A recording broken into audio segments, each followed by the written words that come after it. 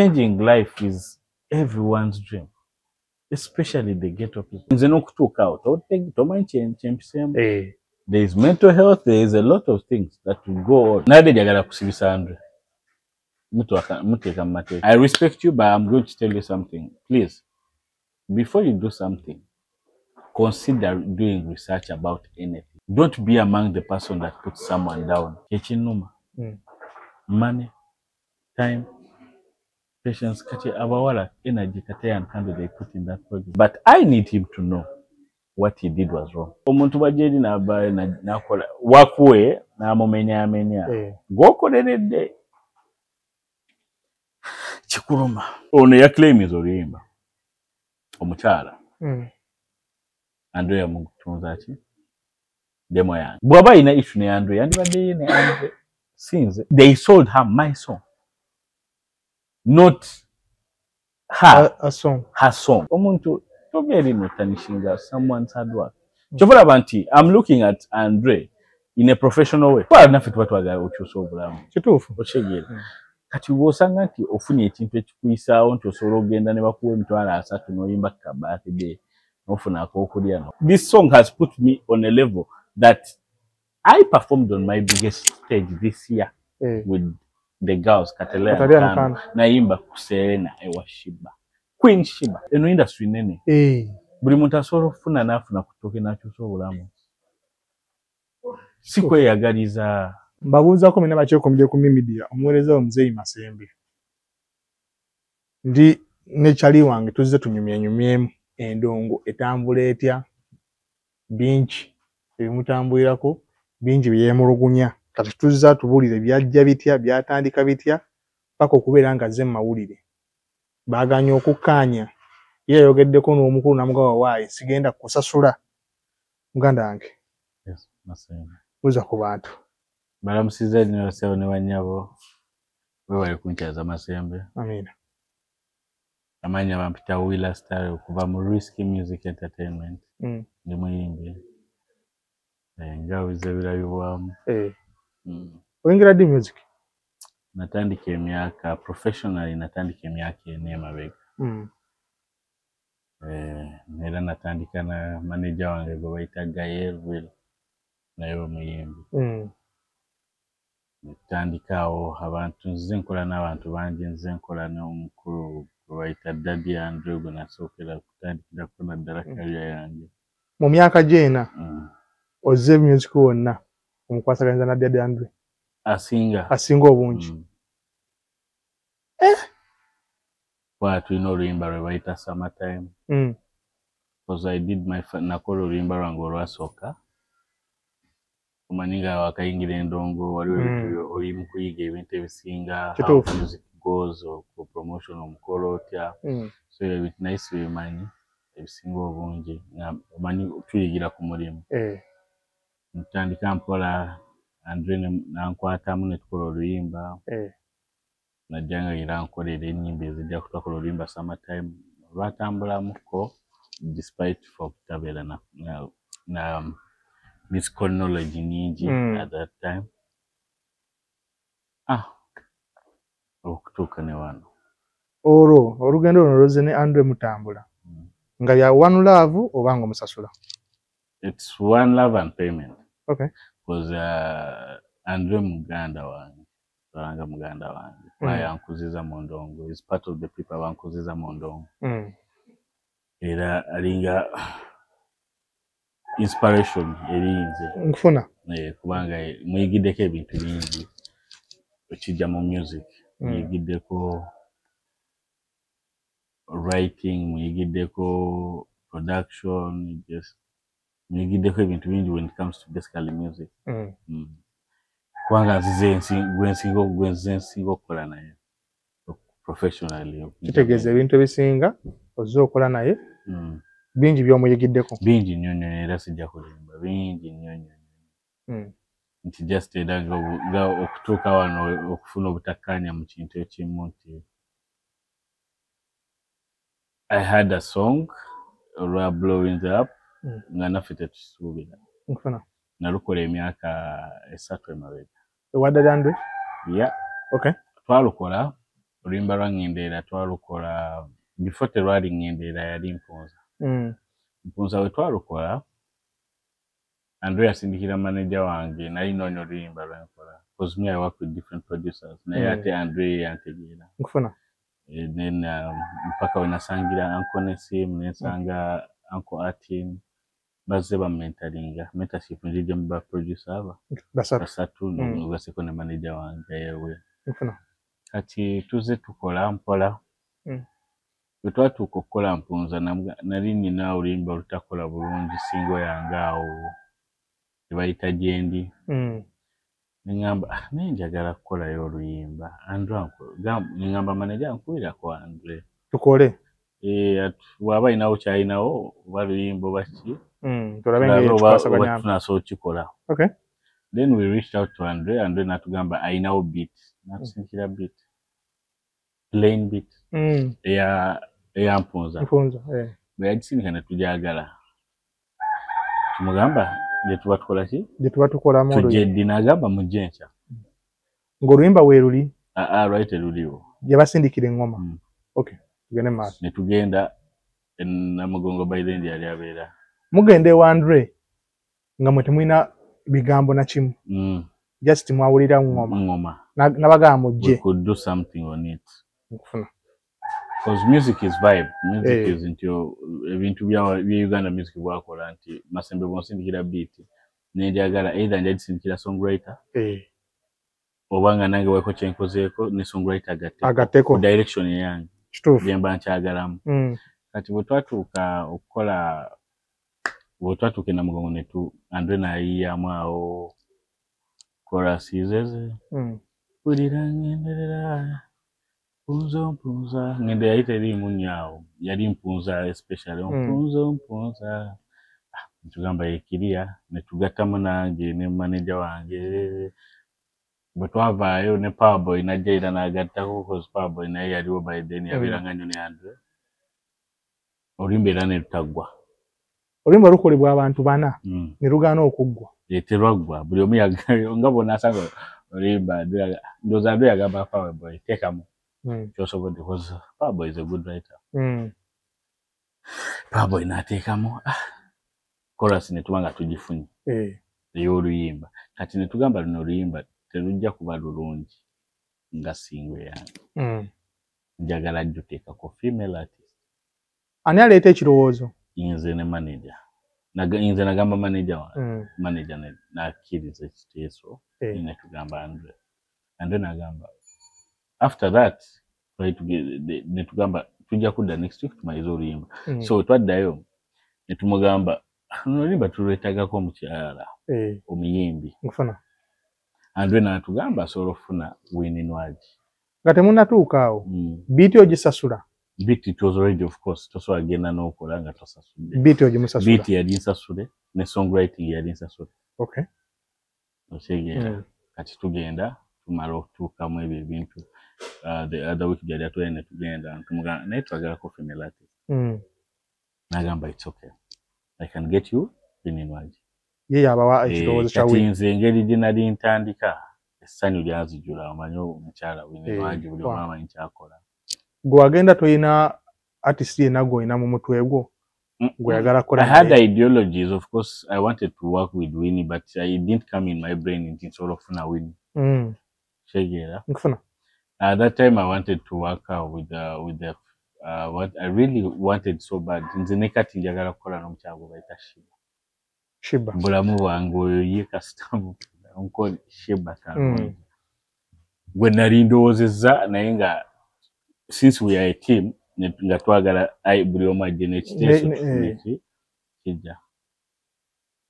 Nangamba we can get Wininwaji ne mbeera excited ng'omuyimbi ne ngamba ofuna Wininwaji kyamaanyi oluyimba luno ajja lujjayo perfectly ate nange abansitudde. Tutuuka okukola oluyimba agamba kati I recorded now. Twagenderayo Africa okwogera ku bya n'oteekamu paati zo zonna? Neteekamu paati zange. Paati ezaali zisembayo ne tugamba leka Winnie ajja recording. Wana recording nga mmaliriza ki paati ezisembayo zange. because the beginning parts were for try to gabe zibereza winning waji go take it nesembayo nezo makati ya was beginning and the end winning but see after like 1 month and a half of struggling winning batulimba andu atuze no neno andu abagamba agenda bafunira wini kubwerere yatugamba tujamufuna ajamufuna ku milioni yenga ye asobola mufuna ku milioni 4 kusatu kikondo yatugamba it is okay yabasaba ko deposit twazi mu sente deposit zona number all the money kidem all the money twazi mu afunire wini twasoka mu 2.5 manager asoka mu 2.5 na mugamba the balance ojajifunanga wini amazokola ki okujja voicinga then omarot sindikiro tuulizemu tukuwe balance cause ekisinga kasita singo mukyala wini nwaje ya ekitufu yayimba nali ngenda kudda wandreze kumaliza party zange andwa amasengo limba lugwe kwa party zange zali na nyingi mwino obujulizi bw'okubanga mwamuwa eze milioni 2 buli kimu ekiri manager anga kino buli kimu ekiri manager anga kino olaba ya address yo kwe wakati akimani ebbiri mwazi muwa buli sente sina biri teza isente zona zagwayo so everything and it doesn't demand us not even a penny mumusindiki mumuwa sente andu abagamba wini ajaddi wini yatugamba after the period of like a month and something ngora mazo tusumbua tugendayo tetu amasanyalaze tekuli tugendayo yeba saidikira nga kwegali nga tegali nga kitufu tegali iko na yera kate bitu bingi omanyi process omutagambe jangu kumacha kumachoze tewali kiriwo tewali masanyalaze yebase bagambe yayingide saa 11 ngava busi ya wawa kuyimba nega yali akwade program yo kujenkera nkufuna kigera kati we twayitamu ebyo bintu byonna ate n'amaana nagamba wini ya voice nze nzijukiro that day twali sawa 2 zigenda munya nagamba wini ya voice nze montere ko sente basinkireddemu balance netuzimuterako balance mumukubira mu banja oba yatukubira kwa twaitu tugambe mu budde kati natukubira nagamba ye nyini Andre wini voice send me the balance netujimusinkira mwangala kite mugamba waye katujja tuwuliremu anti yeri nkugambye okuveno olabo ngendo ze twakuba for 1 month and a half almost ogende wa Android na mugongo si konke wala okuveno je tubeere kati ezo movement zonna otuka nawo nolaba mugamba sindikire demo because we have been working with Android tumanyi je tukola mu ebintu mwaze mutambula naye nga temumulaba mu bukunsa it was this incident which brought out all this naye atenga Android is a straightforward person ate ali professional it's just that kino maybe waliwe bitali uki nkufuna so tugenda tsindikira demo tuulya nga si wini nwaji demo yagisindika tuulira anti awe nkujira okugenda okukyusa oluyimba buli kimu yatusindikira demo nga demo si wini nwaji tuulira demo fena netubeera we manager wange netusekadoseka tugakati omanyi omusajja tumwesonyiwe sente akoze ki azitutte ekirungi oluyimba lwaffe mwete mumugambo wayi naye nga twamugamba we bale tukola ddate yabaddamu ki nga bwekugala masembe nga bwolikyali wange nti waliwo engeri diffe gye twogeramu n'omuntu nga mukwano gwo tuli baana ba ghetto kyegeera adola bugaba blood onjokyeza naye tekirina ki buzibu ekirungi oluyimba nduyina I will get something to do with it kati neŋŋamba nembeerawo nga noonyo gwenzo koza oluyimba olulungi olwange ne ava peace same song naye nendwa Uncle Jeff naŋŋamba tugira tululinzeemu tukole oluyimba lwange ne ava peace lwebayita kibuga bwe twakola instead of ngenderera mpunza by then kati tukola nenkola nemmalawo nga noonyo omukoki omuntu omulala gw'okola already and what they have Uncle Jeff naga tulinde mtujja dukola naye soka tukole luno kati nengende wani owa mchikwano gwange Karo Kasita Karo Kasita twalina wa ati Karo Kasita naye yagala olimba naye nga alaba waliwo ekibulamu mu luyimba jukiro oli mukazi wa energy mukazi wa amaanyi jawe nangamba since she was my friend tobera offended omuntu kugamba nti akantu katini kibulamuko naye so kitereeza kati nze by then nga nange binsumbuwa ki bingi ekyakalo nesta twawudde nti ate tukyusa oluyimba tukoleki kwanga demo meanwhile njogera bino Kalo yawulira demo yaki y'oluyimba gye twakolere wani ewa Andre ajiwulire watini kozolima naye tutewani watini agamba mukojukire ya Andre yali teri finished eri awo eri bweti obo shege nga tusawudde ya chubandozo omukyala Karo Kasita yagamba tugache wali wakabulamu tugatemo tukole so chusa yamba netulireke wati netulaka tujindeko Kalonja mufuna naye Mama King naye nadda nafuka bize ofuka bize omukyala abeera bize babeera akola tasobola kulinda kintu kiri awo so tumaze awo byonna tumaze ngamba ati nangamba lwaki toddamu n'oyimba luno oluyimba nenfuna omukyala nayimba pati za Winning One ati niyakuwa ekirowoozo anko ati nemwala tekina buzibu netugenda nampa olunaku ngenda studio nenvoicinga bupya ati ninaddamu nakola beat bupya buli kimu yakikola bupya kati bwe yakikola bupya nga kati owulira ekigambo ku kigambo beat ku beat n'omukyala bwe yafuna nayimba kibirali muki mu luyimba pati za Winning kati nga bw'ogiwa omuntu masembe nga bwenjikuwa owulira ekigambo owulira bukisinga teri ng'eya Andre tumaze ebintu byonna awo noonya omukyala nga bwe nkugambye omukyala gwesinga Queen Shiba bweyagala atule mu luyimba nga ngamba Queen Shiba bannaye nemufuna nemunoonya agenda otegeera nga Queen Shiba ali lubuto but trust me if she wasn't she would give me that opportunity because ye mukyala gwe mmanyi ajeyo abayingi ate nga abagirayo ku Lofit kituufu kyegeera era kivala namufata nnyo era kyanuma nnyo ng'ali ki lubuto kyali nagamba kale naba oshegeera naye nenkibaako nengamba Mungu watyo Queen Shiba njamu ndimufuna newe giba myaka 5 ndimufuna ati sikole eki kwaze omukyala gwe negomba ate gwe njagala ennyo so tumazaawo ebintu byonna ngamba nayo manyi kanoonyeyo Mr. Kabendera Jasmine manager wa Jasmine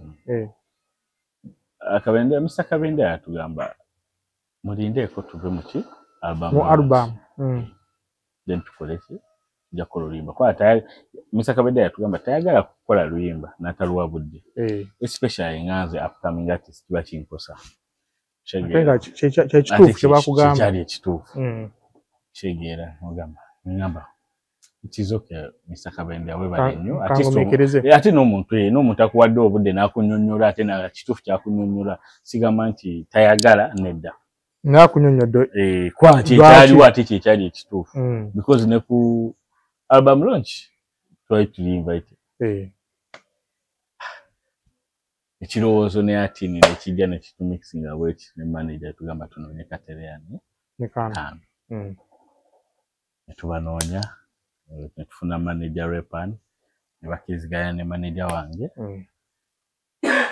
nze n'abawala netutegeregana bulungi tugenda mu studio abawala ekisooka oluyimba twalukyusiza ddala okusinziira ku bya Andre ebyalimu ne kati mwakyusa buli kimu a lot of things ati ni beat yagichusa anko ati ni beat hiyo na almost yagichusa ati ni kenini nawandika koro luyimba yawandika parts nkufuna is a co-write on that song Katera abawala ne Katera ne Kando nabo bakola ki bayina party gye baagaza bawandika kati wojeko ebyange bitwakola ne Andre ne manager wange bitwandika ne Power Boy mama yeza ebimu mu bijjemu ne mutekamu ebyo twagatta ne tukola kino tukola ekintu ki perfect okutuka ku ngenderera gy'obadde okola ki mpulira owulira gy'omanyi yeyo ngenderera eyava mu nze n'abawala Katera Kando ne Uncle Ati okay kwa twatula mu studio we brainstormed gamba kino tukole kino tujjemu kino tulekemu kino atwe twamala ebyo byonna tuvuddeyo oluyimba nga tukola ennyimba Uncle Masembe tukola ennyimba nga tetumanyi nti olugenda kukomawa oba lugenda kukola ki naye nga olusabira nze nsabira ennyimba zange Chegera nsaba kuwana fera tukola interview nga tomanyi waje egenda kukoma Chegera Uncle Masembe I pray for my music bwembanga sinata luyimba nsoka ndisabira nsoka olaba n'enviri zange zino ngenda mu church anti abayimbi baga mugenda nnyo mu nsaasi n'ensaasi simanyi na bwefaanana nze ngenda mu church Uncle Masembe nga sinata luyimba lwange nkufuna any song nosooka osaba Katonda nemugamba Katonda nyamba abantu banjagale bangale n'oluyimba nkyuse ku bulamu nagenda mu church ng'olwo oluyimba tetunabadduta nesaba Katonda nemugamba luno oluyimba mbanze nalwo obudde nga mbonaabona nalwo nga noonya buli muntu mbadde nsaba ontereko omukono oluyimba luno oluweko olukola ki oluntuusa lunkyusize ku bulamu nange mbe ng'abantu ki abalala abanyumirwa ku bulamu okyuke oluyimba the next day netuluta oluyimba ngenda okulaba omanyi oluyimba byotasuubira nga byebibaawo ebiri mukolebwa oluyimba lutuuse mu 10 just mu dakiika nga 5 lukubye wanuke challenges nze nganze nze nyimba zange ku TikTok zakubanga ekinene nnyo 100 challenges noli lwakubira ddala dada ndo akubirako kasimu agamba owaayi okay cause Daddy Andre yali akimanyi nti oluyimba ntute wati because namusabako ne data namukuwa yagana they don't share data producers kibasumbuwamu mbale mayemba mu kusasudde era naye era tekiga cause you can Masembe nizo kuwa data wange notegeera kyenkozesa n'okitwala n'okigatamu ekikyate no probably nonsinga so abamu tebasharinga data oyo boka sitakuwaddemu kati ntuuse oluyimba tutandise okuvuga wiiki emu oluyimba luli buli wamu omusingamba Mukama sala yange ogenda okola ki enyanukula nemwenda nemweyaza nomweyaza ekirongera waddeyo mu kyaki nali mu kayumba kange wali kageto kange nenga Mukama weba nefukame mwana neyanziza kubanga ebintu byayivaawo nayisi bisuubira abawala ne banyamba nga tetwebaka tupushinga luyimba nkufuna kati oluyimba lukubye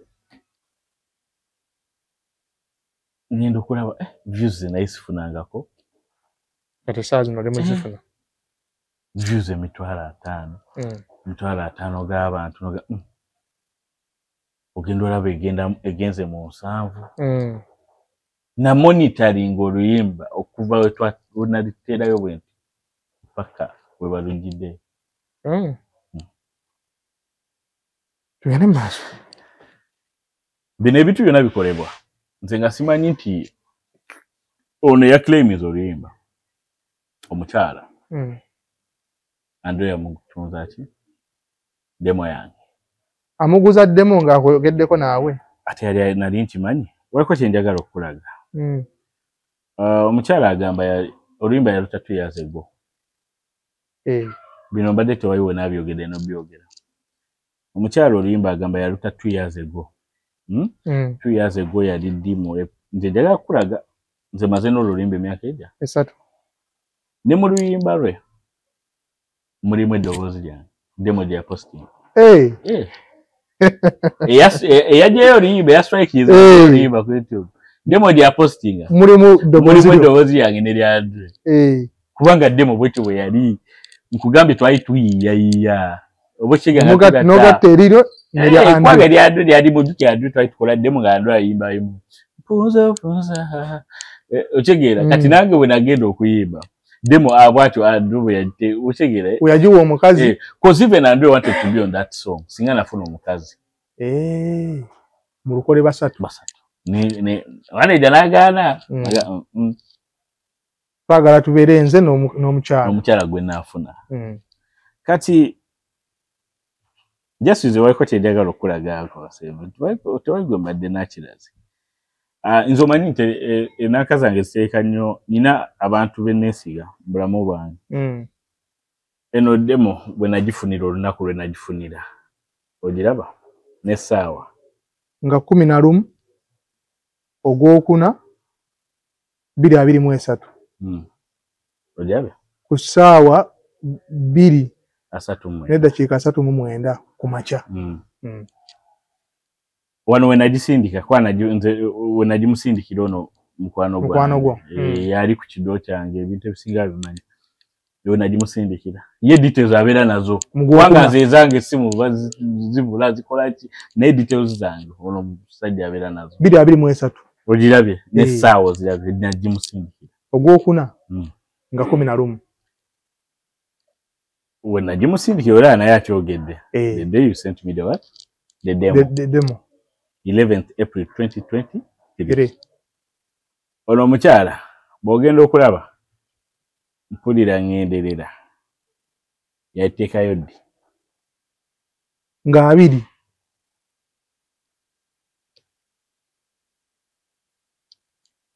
okyegedde kitegeeza gwe wasooka okyegedde okyegedde kitegeeza kugamba kati nze in that year I was struggling gwa 6 gwa 7 gwe yali oli mu Gwakuna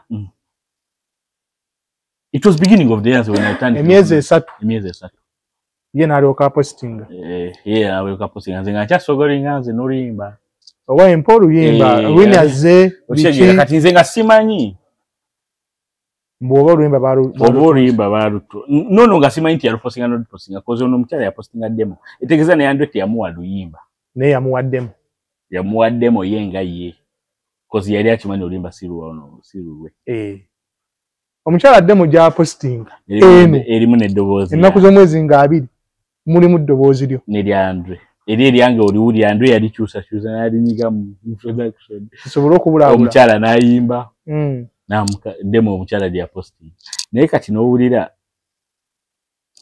kivola nkugambye nti ono omukyala teyandibadde na rights kujja n'ajjayo oluyimba lwange kituufu ku byenkulaze sigamba nti tobirabye oba ki olwata obujulizi bulaga oba kitegeera gwe yasooka okuba n'ekintu oba kitegeera ate nga wayitawo emyezi 3 oba kitegeera Andre amumalayo buli kimu Andre tatubanjoloza kwa tanavayo kwogera byebyo ali mu kubuzaabuza. The thing is, Andres, I won't say bad about him because he's my friend. Wamuyisa omubbi? Ate okumuyita omubbi era yanzika. Oluyimba lwange tebalugye. Teruliyo. Yes, we are friends, Masembe. But we have boundaries as people, especially when it comes to work. Kituufu. Okyegera, singa yakinkolera kubwerere. Wandigambye nti. Kubwerere na watwala. Okyegera. Naye ate management yakwata sente nekola ki? Nemusasula. Because me I mean management. Okyegera. Ate nga nze Evans alemera njala kola neki? Na Andre. Kwakyali wange. Okyegera. Kufuna. Kati nze okumuyita omubbi sigamba nti baida nade ngamba abantu babbi. Okyegera. I didn't call Andre mubbi. Nagambye abantu babbi. Just nti kibali kye bayagadde okuwulira. Okyegera. Naye ate yes, he did me bad. Waliwo ebintu ebikutera mu industry n'ozuukuka n'otegeera. Nade njagala kusibisa Andre. Muteeka mu mateeka. Yeah, nadere amusibisoba mateka. Nene ndabanga it won't make sense. Kubanga nze nono omukyala. Omukyala ono nze kyemmunenyaako kintu kimu. Kiriwa. Ono omukyala yandize nga tana bakujjayo luyimba lwange. Yandintuukiridde n'ambuuza. N'oluyimba nze nga mbadde nalwo nalupostinga emyaka 2 emabega. Nange mugambe nga bwe nafuna ki oluyimba tutegeregane. Tulabe date. Oshegeera tutegeregane oba tugambe nti kati omanyi. Andrea tukola date. Fena yatubba. Tukoze eki. Omukyala wayogeddeko naye ng'oluyimba balugjayo. We balugirayo yali lunaku lwange olwa birthday macha. Abantu bankubira ninayo mukwano gwange bw'aba akola emirimu gye waka lwasooka okukuba ku YouTube. Nakulayinga kati yagenda odunoonya nga talulaba. Nankubira oluyimba walugjeyo. Ne mugamba nagamba ngenda era bamujje ne mugamba nedda tekisoboka. Jeruli. Nagamba kebera. Nkebera kinasooka okulaba yali email nga sinayo nakebera ki. Email egamba ki? Email egamba nti omukyala was striked. I was the YouTube thing was taken down. Let me read it for you. Kandi kusomere nawe olabe omanyi nti endongo eno endongo si nyangu sikuba na nyangu. Hey Willa, we received a copyright removal request for your video based on applicable copyright law. We removed your video from YouTube. Video title Willa Story featuring Ngendelera featuring Kateria Mikando. Chegera. Nebangamba content found in entire video removal request issued by Twin Jojo. This means that your video can no longer be viewed on YouTube. You received a copyright strike. You have one copyright strike. If you get multiple, we'll have to terminate your channel. Anti bakuba 3 mu mwezi gumu. Tano bajiria boli. Anko Masembe. According to what Kyenkulaze, do you really think that song belongs to that woman? Ate goli mugwakuna. Yali mugwa musango. Naye atenga ne boogenda Masembe kyetagono nnyo oluyimba owulire oluyimba lw'oyo mukyala. Owulire bulungi ojawulira ojja sekanose. Naye ate nze omukyala kyemmunenyaako kyekyo nti she would have contacted me. Okusinga ogenda okuwandiikira. Okusinga osooka ate okujjayo ki okurequestinga YouTube ejjeyo ki oluyimba. Oluyimba lwenkoleredde. Emmere eno ogiraba nga mulimu Jojo omunoonya. Namusindikirawo message direct. Agamba ki? Yagiddamu. Namunoonya ku Instagram nemusindikira message ku email. Nangamba provide evidence. Ku email provide evidence that this song is yours. Yakugamba. Nemugamba I've tried attaching because nagezaako ku attachinga bino ebintu byonna byenkulaze. Ku email. Ngebimu tebigendayo. Oshegera. Nemugamba mpe namba ya WhatsApp. Mukubire twese. Twogere. Oh, no. Yagana. Now she was contacting other people. Bakole chate. Exactly. Kati wenategeera nti actually omuntu gwendininga naye. That is straight. Chegera. Because this is my hard work. This is hard work. Nti ofunye breakthrough yange. Obo planning kati nzizeeko kiriwa ekinaddamu basika. Chegera. Obo oli mukulu sigama sina nyimba. Nzina. Ezili finished, ezili unfinished. Nine nyimba wanko nesimu, nine nyimba wanko ati, nine nyimba wa baseball. Nine nyimba sigama sina. Naye ate nze nga a rising person nti career yange badde yambuse. Owulira? Ebadde yambuse Anko Masembe. Olwolimba nga lugenda miliyoneza. Biri. Olowooza kiba kigeza. Kiba mwaka. Kiba kikozaako. Ekikuzaako emabega. Aha omusajja katika just njagala kusumbuwa Anko Masembe. Musajja wange yuyo just njagala omubuze katini. Just katini. Anko Powerboy sokoje. Just katini. Just njagala omubuze katini. Ejuru jaze kwanga nina olimba ready mukola naye. Andaze email YouTube gya musindikira. Nandaga date olimba ku ya requestingirako. N'omukyala demo ebwe agiteerayo ng'omukulu yasooka. Kati simanyi oba ggwe walidde ng'enjogera y'ennaku zino osobole okumuwolereza. Nali part of Kubarayita abawandiika oluyimba olwo. Nze mu Kubarayita abaaliko. Amannya? Powerboy Ebi. Sigambye nti nagambye yaliku. Kuba tobaddeewo ng'ayogera erinnya eri. Kuba nze yalutandika n'olutandika oluyimba. Ama nani kawandiika Wininwaji. Nani kawandiika Wininwaji. Mu kusookera ddala. Taaki. Wininwaji erenda okuteeka. Kuggwe nga ggwe omuwandiisi w'oluyimba luno. Olaba obuzibu buvaawa. Obuzibu sinza kulimba. Sinza kulima timanya obuzibu bwe buva. Kyekituufu. Kuba nze nakola gwange omusajja yampita mpandiika Wininwaji oluyimba ne mpandiika nagenda okukola ebintu biri left right and center nga sibitegeera. Saateekayo era kyange munnaawe nasiika busirisi. Ku ttaaki eno yabaddeko bakatulira ne kando. Wamubuuzaako nga boyo? Sina kye namubuuza kuba ne we nasooka okulaba bano abakulu nga bazze okukola sinira kye namubuuza. Yadde ng'era nali part of Kubarayita. Sina kye nabuuza. Kubanga oluyimba lwayinisha nga lwakolebwa nze ne Wini.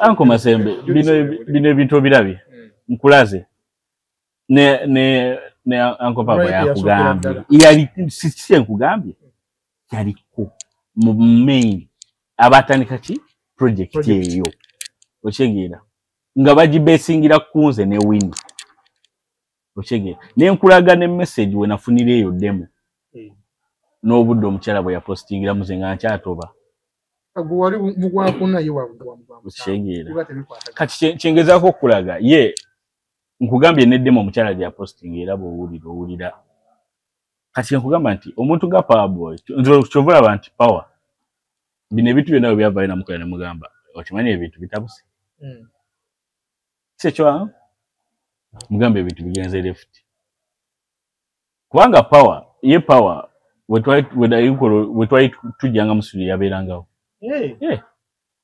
naye nga ate ye muntu atayogera nga bw'omulaba ye abeera power 24/7 abeera power naye nga yabeerangawo naye nga ebintu ebisinga nze nga nkimanyi nti yakola ki waka yakola ki yamutandika tena twali tukimanyi. Power gwe tobuuzaako wayi Wini aliwa gambuuza ki baba nagwe omuwandiisi nze nalinga musajja nga wakugambye era nze bwentyo nabeeranga tunuzi nga ndaba ebintu bigenda kasita wakwata peeni yo n'owandiika ebisigadde n'obirekera nga tubeera mu studio nga tukyusakyusa obuntu tulikodinga nga Power waali waliwo ne producer Melo Beats naye yabeerangawo nga balibeera Power bo bose babigambo okyegeera kyengezaako okugamba nti eno project ezeelongwe nti ono omukazi okubeera evidently okuvayo nagamba nti asobola ogijjayo nga tamanyi bulumi omuntu bwayiseemu patience gy'obadde nayo okutuuka project eyo okubeera project abantu gye bawulira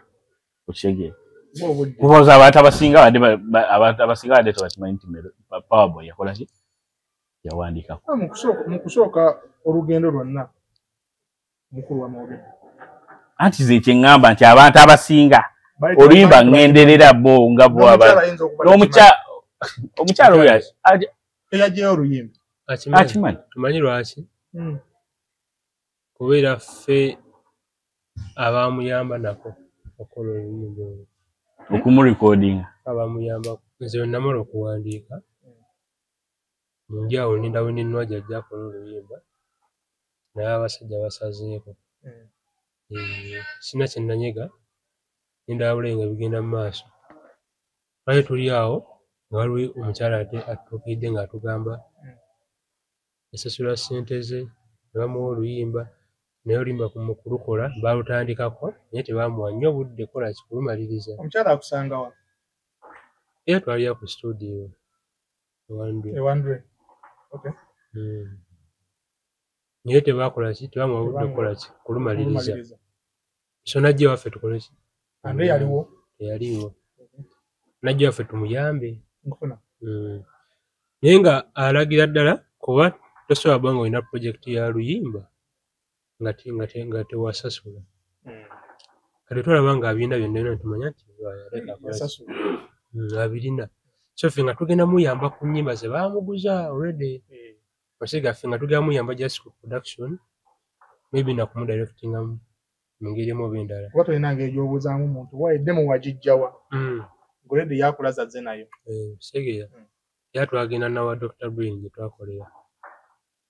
Kati nno tetwamukolera nno ezo ennyimba zonna nga ekibu kiri nti n'okuyimba kwe kwali nga kuzibu nga ekigambo okimuyimbisa eddakika nga 3 era byonna nze yabikolako. Ne muwandiika n'oluyimba olulala ne ziba ennyimba 3 nze ze nawandiika kati ne Mero n'akola production ennyimba zonna ennyimba zaali 6 kuba ezennya Andre ze yamuwa n'olumu lwe nayongerako ne Dr. Brain lwe yamukolera alina tuwa $7 million n'ekitundu. Naye twamala omukolera eyatuwaako yadde 10. Tugenda okwetoloola anti yatuwanga era za mafuta mugenda anti era eyatuwaako yadde. Tugenda okumaliriza tugamba ssente naziwadde gundi ate gundi aleka. Tugenda okumaliriza nga kirabika omukulu yali amanyi ku process yonna era nga baalinga boogera. Segeya. Oluyimba luno lwewawandiika gwe teweebuuzaako mbu luva lutya eno okudda ku mukyala? Ebyo saabibuuza. Lwaki? Ensonga naye sirina buyinza bubuuza.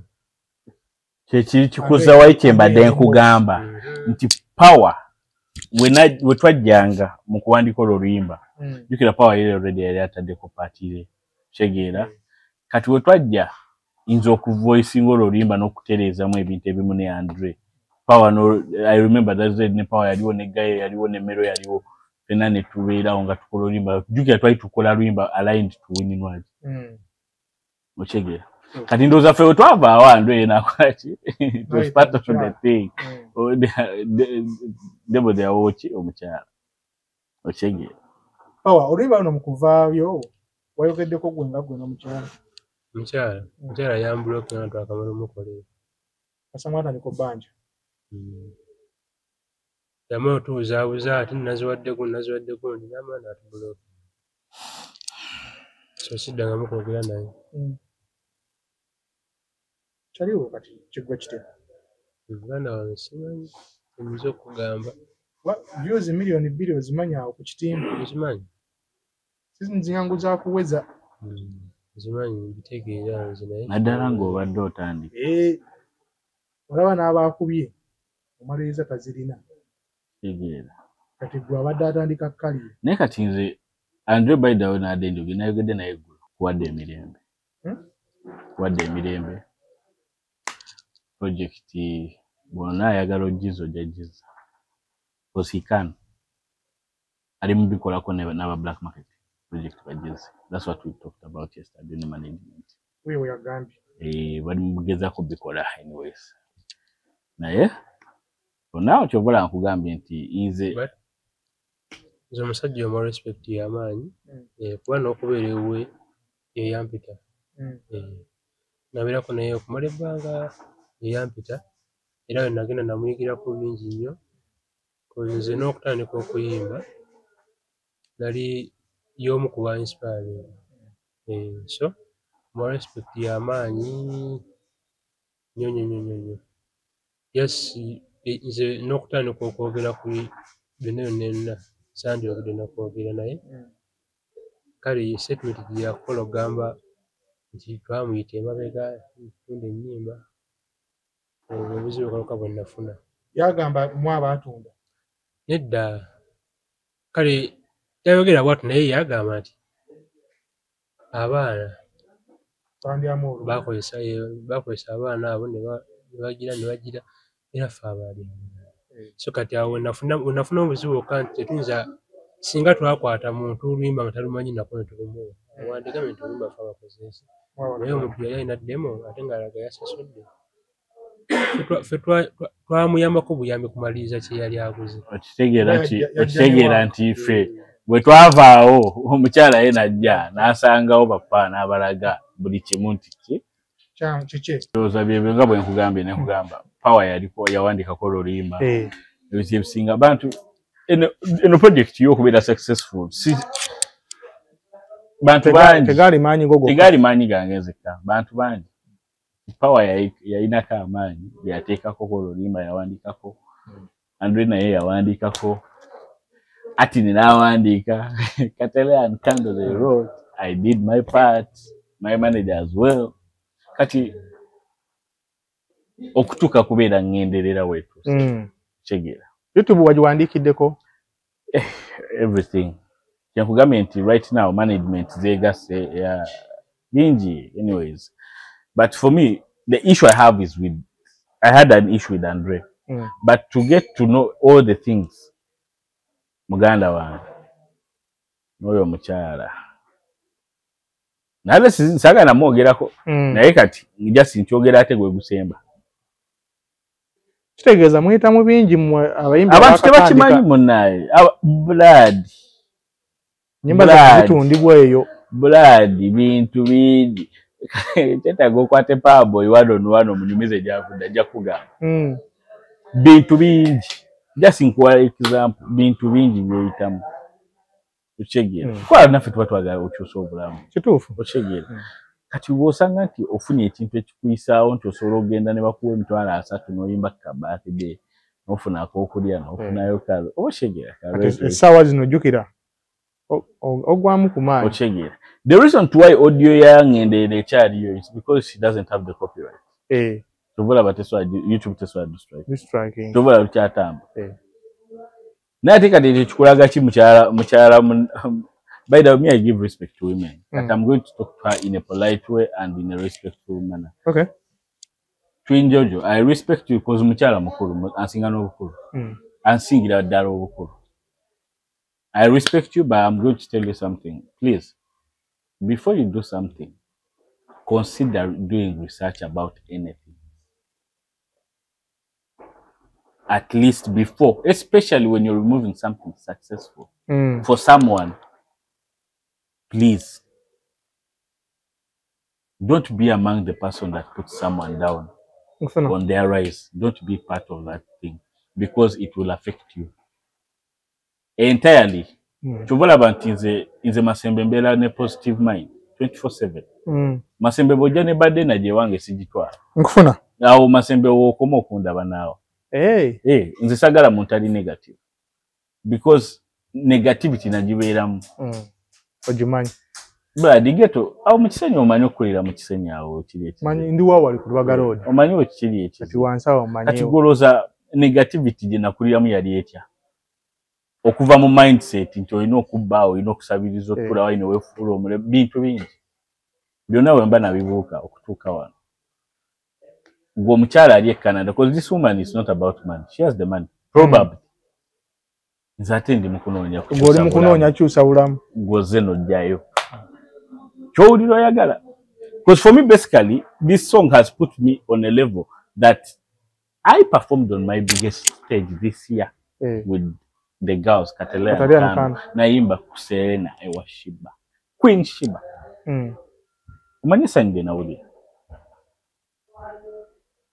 ng'ate buli fani wa Shiba kitegeeza wamutaapinga mwawo Ize kushiba kwesitava nakugambye from the beginning. Zoyo mukyala niwe gibe emyaka aga ndikola nayo oluyimba. Tunsinga nenyani Right now, is according to even right now, I don't even blame anyone because it is total chaos. Even Andrina to send a message. Now, let me focus on my music. Oluyimba bwe bali yagala nti omukyala ya uli date amaseyo ali gamba YouTube baje strike oluyimba lwange balozi bwabata yagadde akireke. I'm going to release more songs. I'm going to do my work because the good thing nina abantu abanjagala. Anti ando amuvumi obubbi wajja n'agamba omwetondere ona mwetondera.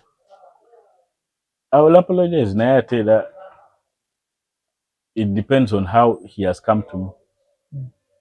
Kwanze mwana siri muntu wantalo siri muntu mubi. Ye gyakugamba gye bakuyambira eno wagenzeeyo oba yabigaye mu bigambo mbowaye tuli mu kuyamba ku luyimba lwe. Yangambye nagenze we talked on phone. So we had details ne black market ne management yange nibe kwasaganya nti bakole kibalabe ngeri naye era tekisoboka because omukyalo oli ayina okola ki okuwa YouTube nagamba ate naye balina omubuuza reasons to why yajeyo strike ayagala kujjayo strike YouTube ekubuuza ebintu byo tumala gajjayo nti okay I've removed the strike nti naye iza n'ogaana ayina finishing work oba akyayina demo genda ku YouTube ye nze sagana gikebera nako sagana mwoyo genda ku YouTube ye kati never naye just demo I'm trying to show you how wicked people are. How wicked people are.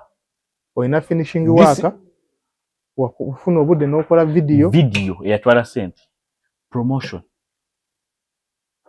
Masembe promotion we Uganda mumanyi semwangu mumanyi chegera me and the girls Katera and Kando we had sleepless nights ngamuposhingoro ize narwala nokulwala fatigue nga simanyi ngampira nino musujja for one full month ngamanyi nino musujja kumbe yali I just needed butebaka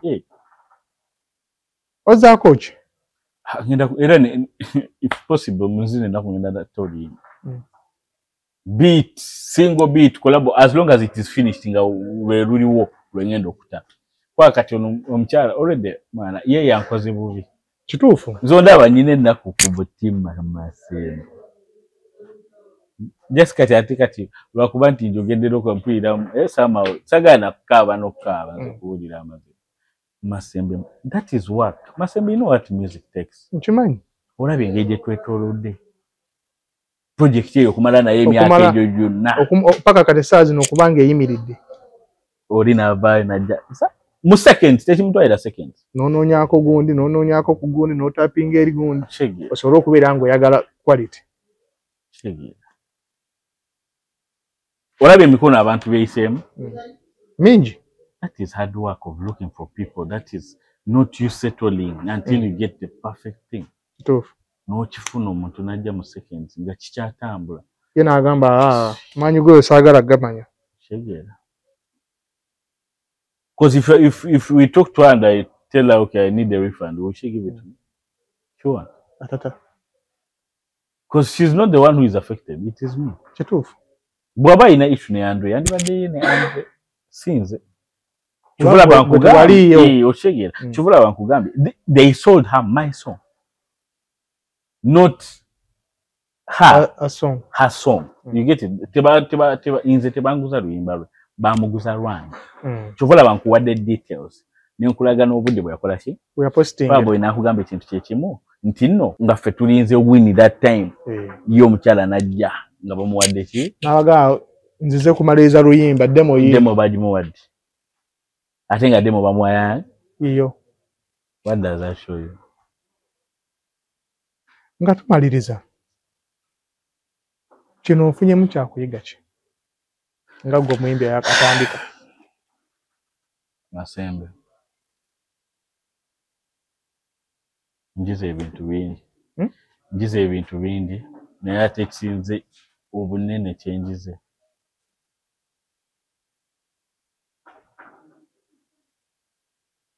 always trust God. Kenso okugamba tewayi kyamakulu nti kyenize mumanya mu music nedda. Trust God. Masembe no one knew. Oluyimba singa terwakuwa omukazi yandivudde. Kisoboka. Oshegera masa. Kyenkuga trust God. Trust God. Sikulu kyensizo okuyiga mu bintu byonna. Mu bino byonna byinjiza. Trust God. Masembe, when you trust God, there's different level of maturity you get in your head and different thinking. And the way you see life is always different. Chuvula bankugambye from now, Zandre, olimba babali ulianga bagala omukyala yike nini obayagala nduza arusi. Nasazeo. Right, nasazeo. Obesonyiwe. Let me. Enajewo. Gutomulowoozezaako. Yabadde ansumbuwa. Chuvula nkugambye bwe mbirowoozamu ebintu byempiseemu. Kyekinnuma. Money, time, patience, kati abawala energy kati and kind they put in that project. Video so, najira nalaba behind the scene. Bitu bingi ababana bagwa ne kubya weto shooting abagwa no kugwa. Oshege. Bolaba waliwo scene nga bali ku madara. Bagwa ekigo. Bali bagaida ne bagwa bombi. Kati kyendi mugeza ko kulaga nti Masembe omuntu toberi notanishinga someone's hard work. Chovola banti, I'm looking at Andre in a professional way. He's a brand. True. I'm not going to come and tarnish his name because of what he did to me. But I need him to know what he did was wrong. Oh. Ati bwenchogera ko kigenda kuza money, kigenda kuza effort twateka. Byonna byoyogera wamusasula. Buli kimu kikulaze. Didn't I? Senga byali byagambu blood one love soko jolaba uwe. Chali wange nga bwate. Because even my last project before this one, it came from him. Kugambye nkola ne Andre. Daddy Andre is a person that I work with. Mchalo no tumunenya ne Andre tumunenye. So mchalo simunenya kiri awo kyamaanyi. Just I fear how wickedness. I fear her wickedness. That is simple as that. That woman, I fear her wickedness. Chicha yagala. Exactly. Chicha yagala. Bogendo okulaba YouTube channel omulabira dance music sigwaliko. Ati nedde mojalina wogenda n'ojuwulira ku YouTube ye mulimu maloboozi. Okitegeera man. Kati bogendo okulaba nti it's just wickedness of this world. Kinso okugamba man. Tubula nkugambye project in yeso me from today. Bweribe yagala. Kwanga nina rights zange nga olimba duina ko rights. Tubula abankugambye the audio is there. That's why I do that because I have the rights of the song. It's my song. Itegeza, I'm still going to perform that song and she will never perform it anywhere because it is not hers. Kati, let us stay with everything. And you know, ne dewa no sente. Nakoma seme, chenkugamba nti me, I just fear the wickedness of that woman. Tumina akobaziga. Yeah, because nze uraba mpulira obudubi baze. Naye people that have gone through a lot learn one thing in life.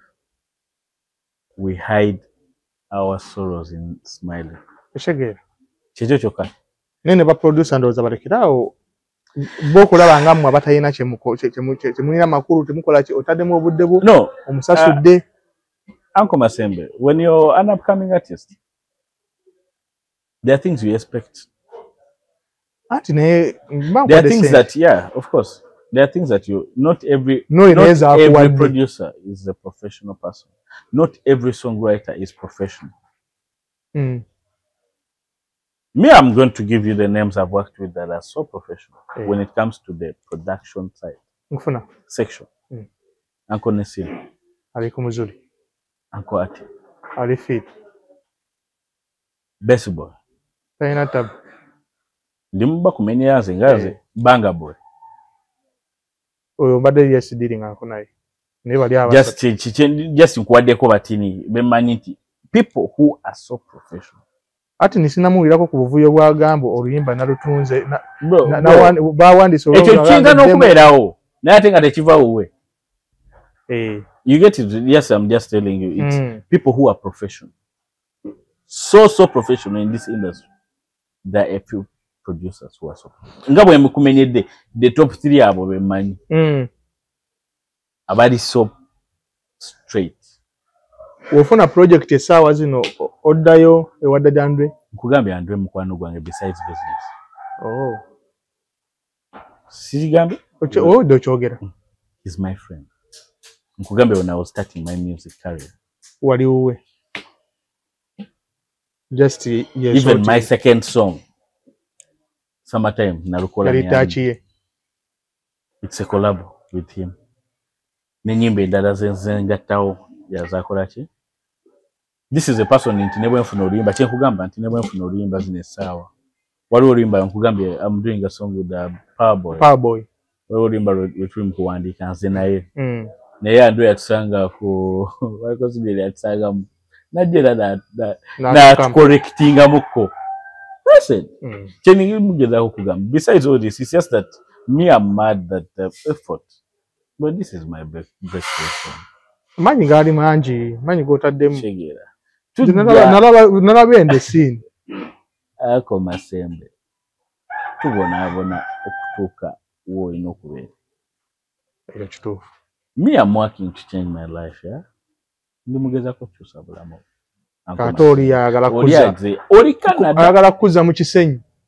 Wali kumyala ngobuka bubusi. Wali ku mbuzi wali. Ku social center olaba wao. Manyi wao mu bikonde. Yes, oita kati awo bro. Wali wena kulira. We banzala. Social center wali ku bikonde awo. Inze naberanga awo ba Michael manga ngenderi zawo. Kwe mtenale ngandi dogo. Life y'omuntu yenna ina avudda omwana okutandika okubiranga ogaka kankyuse ku bulamu ebiba byangu. Kyenkugamba nti mindset negative kyeyo nagivaamu nga feri twakuliranga kuba life yawo n'oba mama ne taata weebali life yawo sinya. I'm raised by nakula manyi mama wange. I only know my mom. Mzee wange yafa. Nga sinaona ndoza like 1 year sinategeera kiri ku nsi. You get it? Kati omuntu bajeri nabaye nakola wakuwe namumenya gwokoleredde kikuluma ate kikulumira ddala because nkugambye a few people the story yange tewali sibanga yokugamba muntu nti mvana ku social center yenje biwanza alaje nkubidde senyi munda jovudde ngobona buli muntu masembe buli muntu alina story kituufu whether they bali mu limelight oba tebali buli muntu watulawo n'obutuula n'omuntu gw'otamanyawo n'akugamba gye nvudde eri akulira otegeera obulamu kati kyova olaba nti nze nga sinaba kureactinga ku kintu kyonna masembe. I always do research. Ne bwe yandibadde oyo omukyala nga video ye yakubye okusinga eyange kinandisose mu I would contact her before. Nitwe bannaffe respect ndowooza. Okitegeera kyekyo kyekikulu. Twewengane oba gwani oba gwani. That is it. Nti kwanga tuli mu industry eno industry nene. Buli muntu asobola okufuna n'afuna kutoke n'akyusa obulamu. Sikweyagaliza okitegeera sikweyagaliza masembe. Changing life is everyone's dream, especially the ghetto people. Ovudde eri social center ekirungi ogimanyi masembe. Ngimanyi. Ate kati oyaye eno gine emyaka ekuzeekuzeeko. Ino kati ina n'ebizinga ino kati etereje eyali yalimbi myaka 2 emabega. Nze kati kankubulira abaana abasinga obungi be nakula nabo bonna baafa. Lwambeera gye baali bayitamu. Naddayo nze nzirangayo. You go back to your roots and think and see. Omukyala yaŋŋamba blood. Omukyala waliwo omukyala omukadde akyaliwo. Masembe ne bwe yagala osoogera n'omunoonya. Akyali up to date. Afumba mmere n'agifumbira Abasomalia. Yaŋŋamba maani. Abaana abasinga baafa. Niye yandaba bw'ati kwana linoonya. Nandaba n'agamba. Okyaliyo. Kyaliyo. Mulinga basatu abawangadde. Abakyaliyo. Because of the situation. Kati gwe tova eri n'obujjayo waka wange. Gwe nkoleredde. Kwanga nze n'okutuukaawo. Tomanyi kyempiseemu. There is mental health, there is a lot of things that will go on. N'oluyimba lwennyini otandika okunyumya ogyeko okunyumya life yo. Nkugambye nti paati ya luyimba yokka. Eyo oluyimba yokka ekumala. Oshege. But what I'm gonna do, I'm going back to studio. I'm going to release my new project. Man, buli anjagala, man, webale, basima, thank you Masembe, thank you everyone has reached out to me. Man, mwebale nyo. Nze nina mukama Masembe, tunulolabe, nina mukama. Inshallah. Ate kibuli abantu banjagadde. So Allah kuteremu obwangu. Bijja kukola. Kigambo kyo kyose mbeyo gamba bageto yuti bano abali. Buli muntu yenna goina ekintu yagala otuukako kikoleere. Nze nali njagala oyimba naye nga simanyi na watandikira. Nga simanyi na studio wensobola najijja naye nga njagala music okutuuka wano wenfuniddeyo ka it ekubye yoka iyo it ekubye oli najja najisikayo naye tebananzijjako wano agijjeyo eri nayo wano tajjeewo kyekugamba nti kati ate yandeetedde okwagala okukola ennyo ate ka kyengenda okukolera ddala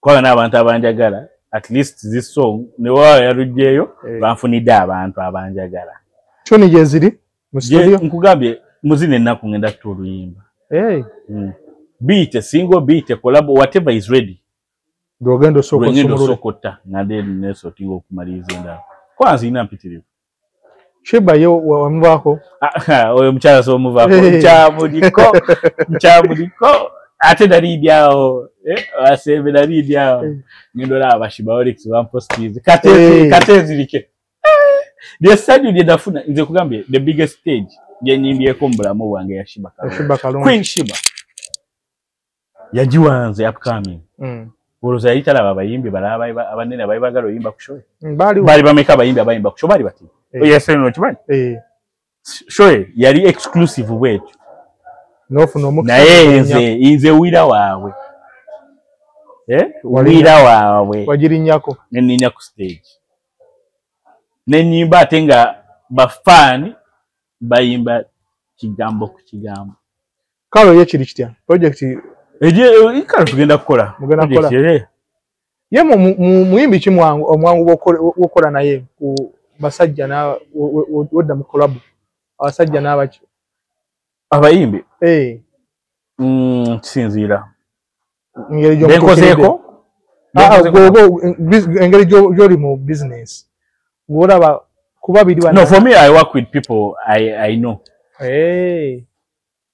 okujjako Queen Shiba gwe nayisimanyi on a personal what naye ng'olaba nkyamunoonya Shiba trust me Queen Shiba singa teyaliwa ku struggles kwala ndoja gala kafufu kaida yali agenda kuba omukyala aye mukyala ino omutima ogwagaliza omuntu yenna atandika ekintu kastabanga akimanyi Queen Shiba yenga yasobola okuteekako ettaffaali akikola trust me nsaba Allah kuteremu obwangu otuukiza ekitooto kyo era kigenda kutuukirira kwa ye Katonda already okiraba okituuse ekitegeeza kikoze eki yakibikula dda Allah ekitegeeza tulinde ebirala bijja neyanziza abantu okunjagala neyanziza buli muntu eyakola ngenderera kati baweere ddala ebigambo bye bisembayo bannaye bantu bange bannaye munsupportinge musigaye nga munsupportinga nkyabaleetera ebintu bingi music akyajja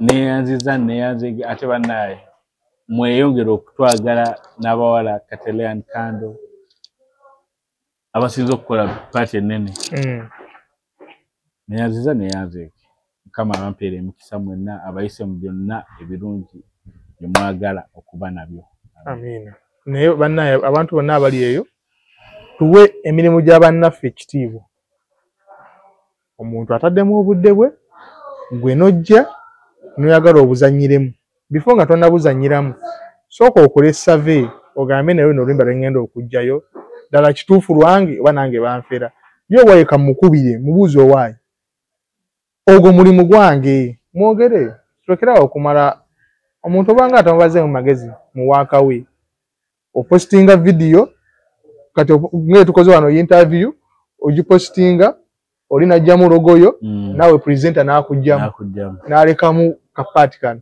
n'alaga mbu content muwe uwe kitegeeza abatawadde respect work kuba omuntu kati ekyangu nnyo omuntu ojja n'omunyumiza mbu interview eno etutte ki abatakimanyi behind the scenes something abatamanyi kibaddewo kyokuvaayo mboyinza n'okuba tumaze mwezi nga tugala tukole enkya ne wabawo ekibirawo tukole enkya ne wabawo nga bwe kibadde tutuze twagala okukola naye nga tekibaawo tamusanga awo yagamba bino byangu naye tamanyi obudde bwewateekamu n'ogenda wa producer n'ogamba kanoonye muyimbi waati n'omunoonya ng'ali lubuto n'ogenda ew'omuyimbi omulala naye nga waleetaaza okukola naye nga naye wakuwulira alinawo projekiti ye paka ewafuna omuntu omutuufu n'omaliriza era still wadde wali wafuna naye era obudde bwamwafuna obudde bwa studio ne mufuna obudde okutambula ne bakuba engoma ne mupulaninga olunaku lwo shootinga video buli kimu video teshootingibwa saawa twagishootinga from morning to 3 nga muliko video emu shooting 3 am ne mutuula mulinde editor n'abayita mulabemu yamala week ashegera kati energy y'omuntu abatakimanyi buli muntu twewenga n'ekitiibwa ensi eno ejja twanguyira mbadde ne jingiwo ku kamera tusinkane omulundi omulala mubeere bulungi mweraba